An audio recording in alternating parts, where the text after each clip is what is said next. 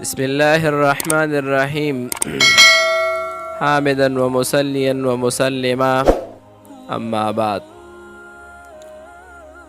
په امتحان کې ښه درجه اخیستلو دپاره وظیفه.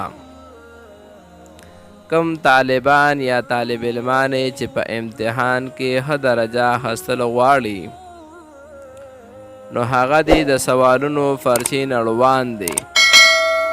11 پیرې درود شریف ووایي او د هغې نه بعد دې 11 پیرې دا دعا وغواړي: یا علیم علمني یا خبیر اخبرني اولولي.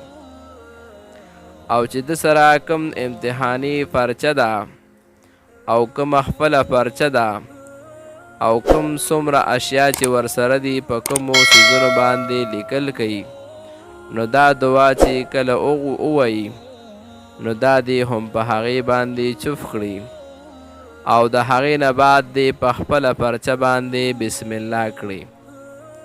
چې کله پرچه تکمیل ته ورسي د پرچې حل کولو نه وروستو د 3 ځله بیا دا دعا وغواړي: حسبي الله لا اله الا هو عليه توكلت وهو رب العرش العظيم انت ربي انت حسبي انت ولي في الدنيا والآخرة وأفوض امري الى الله. نو ان شاء الله دته به کامیابی په دې پرچه کې ملو شي.